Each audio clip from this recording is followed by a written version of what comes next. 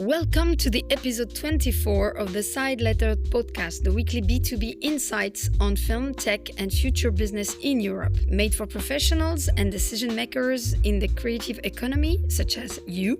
The Side Letters is a conversation between us, three European producers, and our guests, exploring what's going on in the markets, and we share our individual perspectives on that. It's July 15, and we've got a couple of things to talk about. Netflix goes after YouTube. Starting in August, Netflix is adding video from BuzzFeed, Condé Nast, straight into the app. Lifestyle, food, fashion, the kind of things you'd normally scroll past on YouTube. We believe that underlines a major shift in Netflix's business model. Letterboxd is one of the few genuinely independent film community platforms is in sale talks, and why all of this matter for the creative industry in Europe. Joanna is off today, so it will be me, Jennifer Sabbah-Immagine, a strategy consultant working from Paris. And me, Fabian Massah, producer working in Berlin and Hamburg. Jennifer, great to have you back on this podcast. You've been traveling a lot, but I mean, the big news really was that you join EAVE as the co-head of the Producers Workshop. Is that true? Yes, that's true. And thank you for having an introduction on a past podcast on this. But that's true. I'm very happy that I'm taking over on this very prestigious role.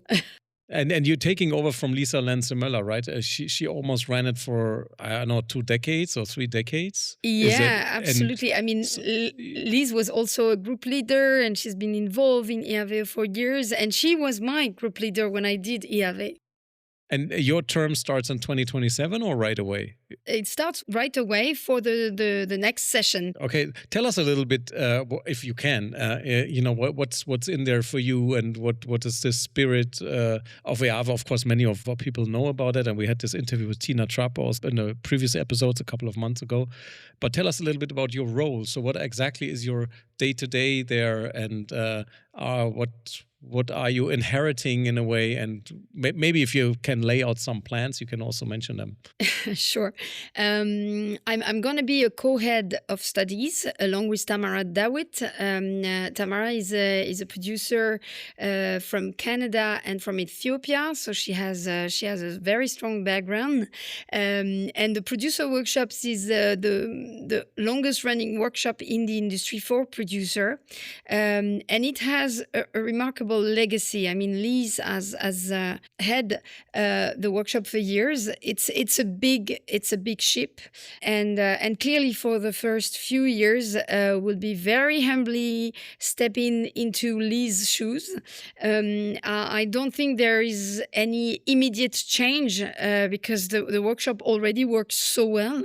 So basically, my role and Tamara's role is going to be to help it evolve naturally by really responding to, of course, the market changes, the innovation in our sector, and the evolving realities of independent production, so that producers continue to develop their skills and the skills they need for the future and to evolve in this rapidly changing industry. Yeah, and you and Tamara, you just add up to each other, right? Because you have different backgrounds. Yours more structuring international co-productions. Your producer, Tamara's background, she's also a producer, but is focused on BIPOC programming and impact work. I think that's what she's been working on in the past years. And she's from Canada. So, and how do your two angles work together in the workshop? What are you expecting there? I think it's very complementary. She brings also a perspective on North America, and that's very important also in terms of our sector and the differences that we can find in the world, and also a big experience from producing in the African continent. So we come from different professional backgrounds. yet we really share the same vision and the same values, particularly around inclusion, collaboration, and building balanced creative partnership. I've been working on that topic for years, on how to establish symmetrical co-productions, and she brings extensive experience on this, on representation, on years of experience on international co-production as well. So together we simply share what we've learned and create, and we will create a space where producer can learn from one another and also from our experience. Yeah, that's very interesting. I mean, I remember like 2 years ago at the Explorer conference, your session that you did on the synchronized, or how do you call like balanced co-production, like equitable co-production. Yeah, exactly. This was one of the hottest sessions in the whole Explorer conference, and people were talking about it till this day, actually. And it's a big issue when it comes to co-producing between countries who have different economic capacities. And how do you balance that based on anything other than just money, but on risk or whatever? And yeah, it's great that Tamara brings also that perspective in there. Fantastic. And is there anything, I mean, I don't know if you can talk about it, but something that you quietly like to change? I mean, I understood you don't want to disrupt. That's clear. You want to be careful. That's what you just said. But is there anything that you can mention that in which direction you maybe want to nudge it a little bit? Honestly, not really. We've been already talking a lot with Lise. We really have the privilege of joining an extraordinary team also. Tina, Satu, and all the team working at EAVE at different role. They have built something very special over many years, and I think the core of EAVE is that Tamara and I are joining a team and not reinventing everything. The philosophy has always been based on collective decision making at EAVE, which we like a lot. So I think that's why we match also. So I think, I mean, we are not going to work on changing specific things at the moment. I mean, the first step is to take over, and I think our egos anyway really will have no place in the process. The thing is not changing for changing, but changing if it makes sense, if we think it's going to add something, and if it will help upskills the producer already. I mean, all the producer being selected at EAVE are really producer already have a strong experience. It's not a workshop for beginners and emerging producer. Clearly, a lot of producers are already produced several feature films, have been selected to A category festivals, and sometimes producing other type of content. So clearly they expect very high level presentations and experts. And that's something that we will take into consideration also, because I mean clearly the selection is prestigious. Only 50 producers out of 100 producers are selected. So we will listen, we will adapt to the needs of the participants. This is something we also ask them, is there an area they want to explore? And we will adapt to also the industry, the changes, the evolution, and we will continue building on a model that has already proved its value. So of course, I mean, we will add specific elements based and specific maybe a theme to explore based on our own experience, but Tamara and I will also on the side still be working on the field. Me as a consultant and producer also, and Tamara as a producer. So clearly we will be in contact with the reality all the time. Yeah, and you being a co-host here as well. Exactly, absolutely. We're not gonna lose you now. And I have a question, because you just mentioned it for our listeners. I mean, some of your listeners might be members or alumni of EAVE, but some aren't. And you said, okay, it's an application process, and you need to be selected. And for this networking, and that's not network; it's actually a training for business program. But is there also an offer from the workshop, which is, or maybe some workshops are open to people who did not do EAVE but can just enroll or will maybe pay a fee and take part in certain workshops? Has that been there in the past, or is it strictly for members? Yeah, it's strictly for. I mean, you're talking about the producers workshop because EAVE has a lot of other programs that are open to producers and to the industry professionals, such as the marketing workshop, EAVE Plus, also for business planning and company planning. And on-demand workshops. So there are a lot of workshops and change workshop, which is the one I'm a group leader in as well for the Eastern Partnership. So there are a lot of programs. The Producers Workshop is really for producers and for industry professionals. I think each year they select 4 to 5 people coming from market, from festival, from sales, so that they are really trained also in production. But there is a selection process. So this is not something that you can just pay for. I mean, you really have to apply and with a vision, with the intent, and it also needs to be the right time for you to do it because it's a huge involvement. I mean, clearly you need to be available and you need to be involved, and it's a great amount of work during 1 year because it's really an intense training. Yeah. Of course, I figured that out.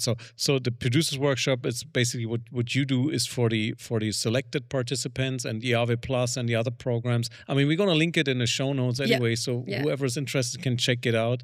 But it's great, and we're gonna follow that. And whenever there's some breaking news from EAVE, we know who we can ask. The call for application for next year is open, so so you can go. I don't know if I think it's maybe closing at the moment, but it has been opened, and so otherwise it's the year after, and there is a selection committee.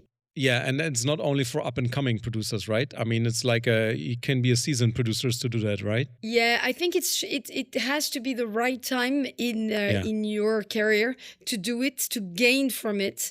It's a lot of work. It's a lot of investment in terms of work also. So you need to be ready to do it. So I think there is a time in your career that's you choose to do it, and you need to be ready to spend time to really do it. It's part of a strategy, I think. Producers sometimes are too much in operational task. So doing EAVE is part of a strategy where you take some time. You take some time to reflect, and you take some time to get trained to reach the next level of your career.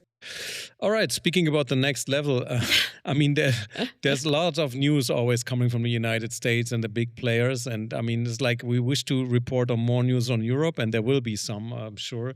But we often talk here in this podcast about what's happening in the US because it all has it's interesting news, and all of this has an effect also on what we do here in Europe. Mm-hmm. So Jennifer, tell us, there's some news around Netflix, right?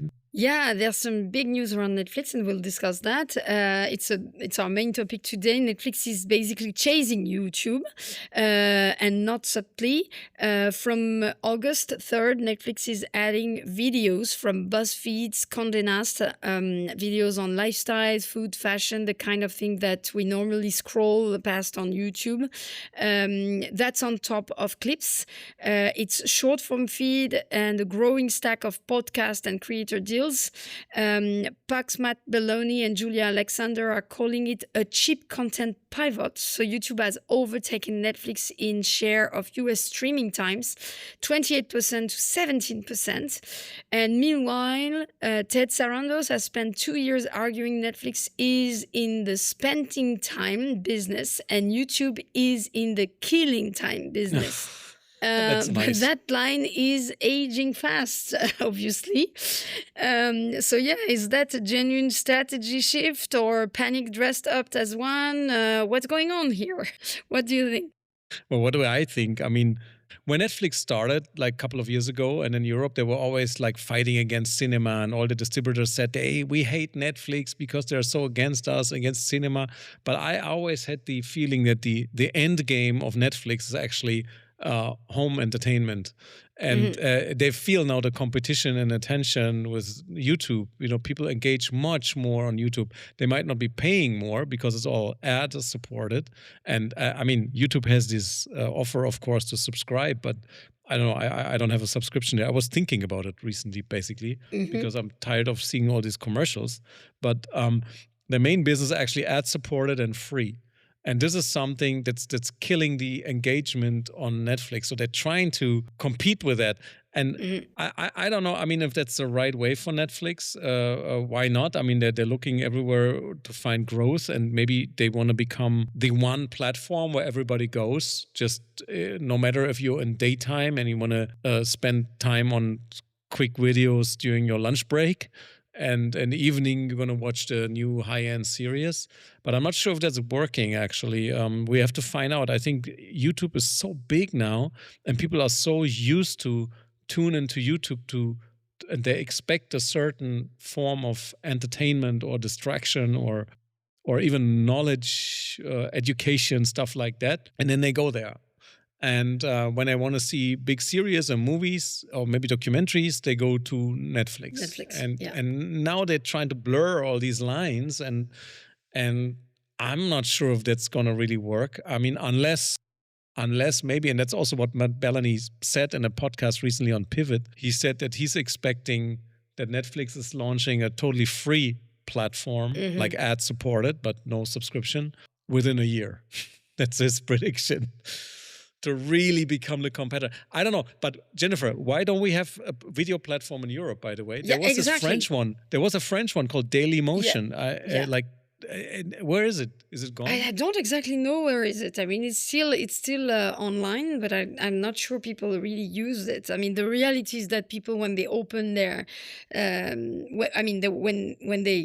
they're looking for content on their mobile phone or on computer or even on their TV. I mean, they clearly have a direct button to Netflix and YouTube. So, I mean, for me, the strategy feels a little bit natural in a way. Like, it's no longer simply offering films or series, but, like having place where you have every type of content, whether it's feature films, cooking video, fashion tips, or celebrity interviews. I think for the business perspective, it makes perfect sense.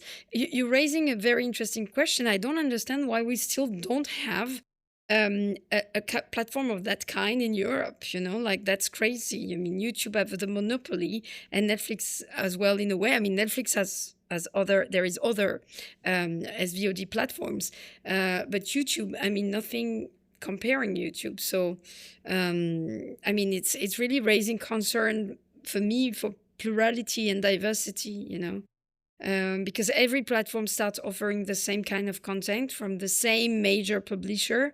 So we may end up with more choice on paper, but clearly less diversity in the reality. So I don't understand why in Europe there's not a wake-up call and all those tech companies that are not working on it, or we don't know it. Technically, I think it's not rocket science, but the thing is, YouTube has so much distribution power, right? I mean, everybody knows it, and it's a huge library. You find everything.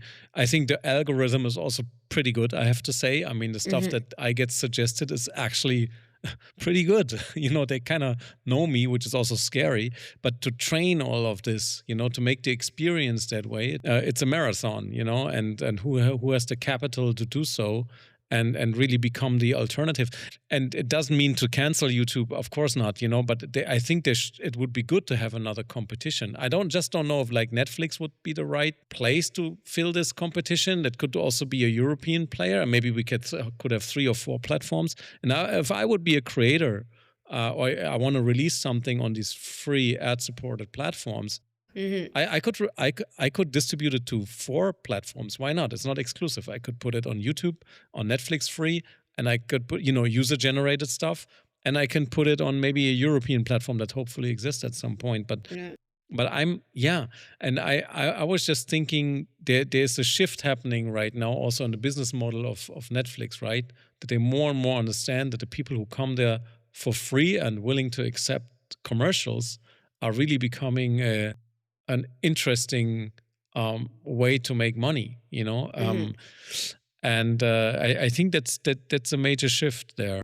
It is a major shift, but the issue is that discovery becomes increasingly concentrated, and that's my worry. And fewer independent voices have space to emerge. I mean, I know you can emerge on YouTube, but clearly, I think there is a danger of seeing all the time the same, because we have algorithm behind. So it's another step towards a handful of global platforms shaping not only how we consume content, but also how we discover them, what gets promoted, and ultimately what becomes culturally visible. So how are we going to create independent content, on the side, as people working in films? That's something we should pay attention to, because diversity, it's not only about who makes content, but it's also about where audience can find it, and all the audience goes to the same players. It's a bit scary, I think. Yeah, they have so much reach, and on the other hand, when I talk with colleagues from other parts of the world, I mean, YouTube is actually something that helps independent producers there, because it's one platform that everybody knows, the audience is there. YouTube charges there, I don't know, 35% on the dollar, but they can still independently distribute their, I don't know, series there, without giving it away for players like Canal Plus, who maybe pay a very low fee, or maybe they can choose this and that.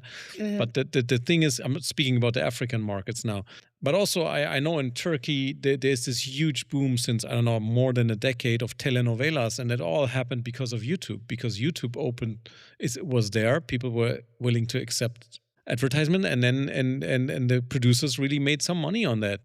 But the thing is, if you're dependent on one platform, they can actually adjust the algorithm all the time to squeeze more money out of you, because you have to spend for the marketing. And where do you go then? You don't have any alternative. And that's a monopoly structure, that's I see as a problem. Yeah, I completely agree with you. And I see the same thing, of course, in the African continent. They use it in a very smart way. My concern is that if you have two huge players like Netflix and YouTube joining forces, what about the algorithm?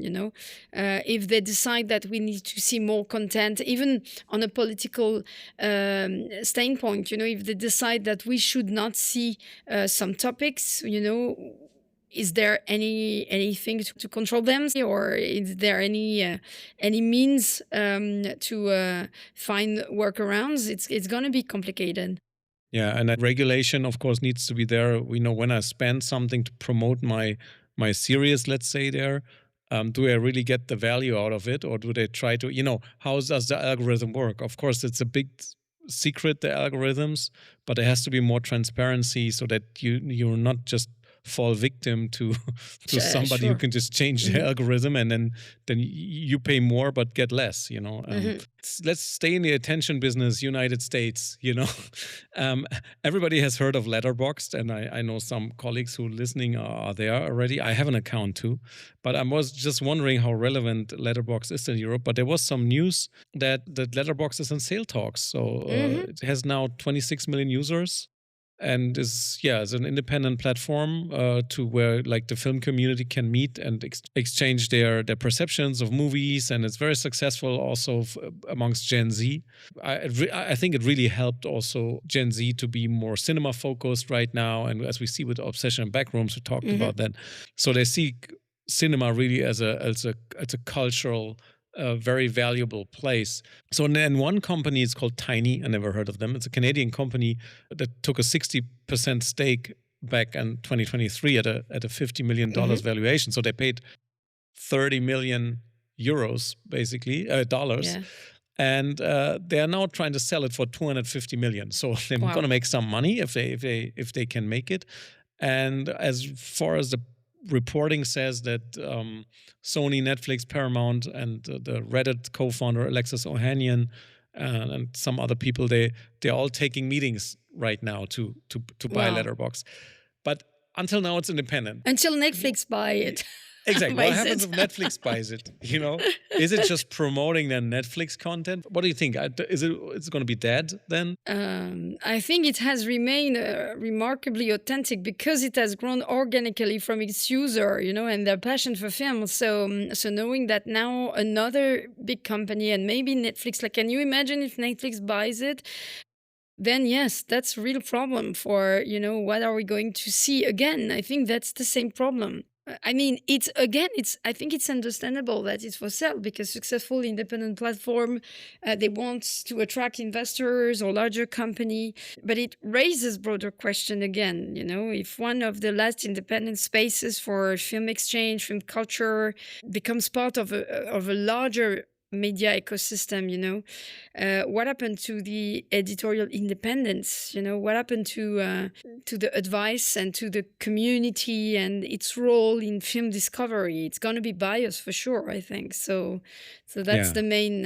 I mean, I don't see how it could stay the same and could convey the same message, and you can find the same reviews of films. I mean, we already rely on heavily on a small number of companies to decide what we watch through recommendation and algorithms. So I mean, if the spaces where we discuss films, where we discover new voices also become concentrated in few hands, we risk losing another layer of plurality. I mean, I think it all goes into the same direction. Yeah, IMDb, our database that we all will use, was bought by Amazon, I think even 10 years ago. Exactly. But the thing is, it's just a database. It doesn't make or break films. No, absolutely. But Letterboxd, for some films, it might have the power to make or break films.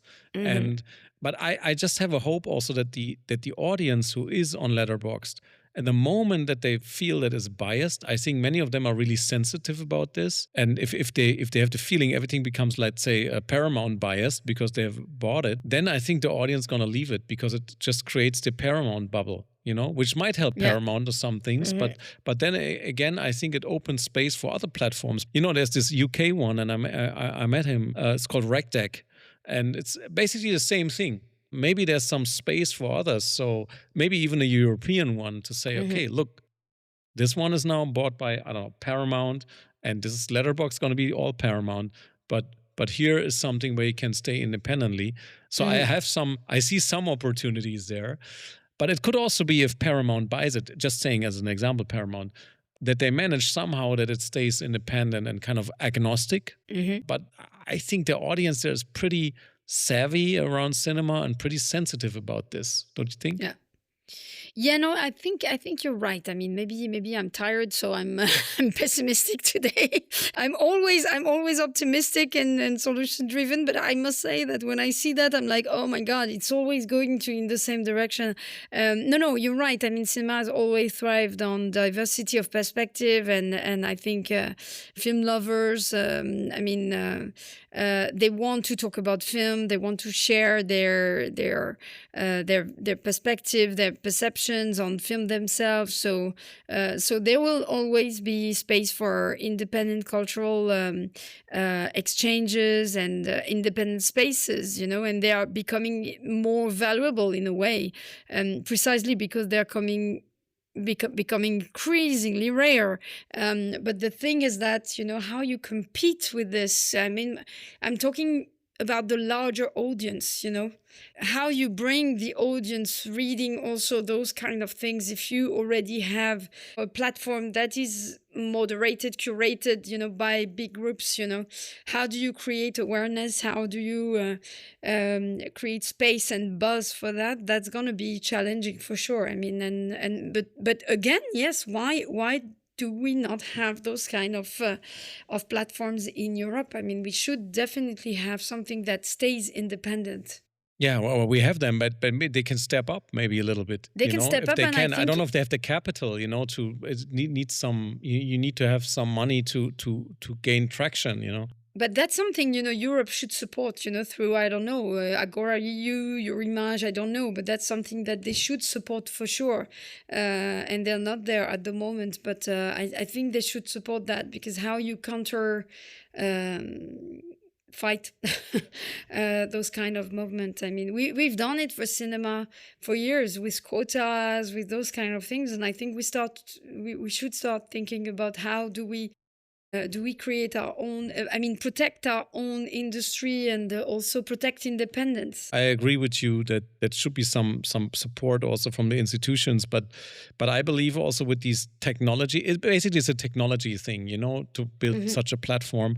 And if it's if it wants to grow fast and really gain some importance in the market, you need, let's say, the impatience of private capital also. That often helps, it's a bit more aggressive. It's a bit more, you need to grow, you need to find solutions to really get the audience there. You have to move faster. And I think if that combination of private capital and maybe some public funding to help them lower the risk, I think would be the right thing for platforms like that to grow in Europe. But I just hope, I don't know, I'm going to send this episode to the guys from RegTech. No advertising here. There are a million other platforms. But I tell them, look, you can step up your game here. It's your time right now. Yeah, because absolutely. people might be bored, or they might have, they don't like Letterboxd then anymore. And by the way, I don't even know if Letterboxd is still already very relevant in Europe. I know they've been trying since 2 or 3 years. They're here. And I don't know if it's already relevant to the market. I mean, for distributors, for example, to really leverage that and to get the films out to the Gen Z. I'm not sure about that. I looked up some usage numbers, and the majority is still American. And next up is the UK and France, by the way. But Germany is somewhere hidden under other countries, But 5% of their traffic goes to France, around 6 or 7 to the UK, and I think the United States was 30%, and there was a lot of Australia and English speaking. And so you see, and Africa and Asia are nowhere. So I mean, I guess they are going to come up with also new ideas and platforms. Yeah. They have a lot of equity investment at the moment on the African continent and also in Asia, and so I'm sure, yeah. Yeah, and people love community, they love, I mean, especially with cinema, it's a communal event. You go there with like 5 friends, girlfriends, whoever, they go together, and it's a communal thing. And that's, I think, what Letterboxd was really good at least in the US markets, or where it's at, to pick up the people there and put that whole thing online. Anyway, so we're going to follow this as well. And, absolutely. Thank you so much, Jennifer, to having this talk. Thanks to you. And maybe we'll create our own, from the Side Letters community. Maybe we could do that, Fabian. I'm sure you will have ideas. You're always full of ideas. Yeah. I need the private capital for that. Exactly. Okay, I'm going to read us out then, if that's okay. Yeah, sure. Yeah, so that's it for today. Thanks to my co-host, Jennifer Sabbah-Immagine, and to Joanna Szymanska. Shout-outs to wherever you are. We look forward to having you back next week. Yes. And make sure you follow our community on LinkedIn. That's simply the Side Letters. And see you next Wednesday, when we will be back with B2B insights on the creative industries in Europe. Bye.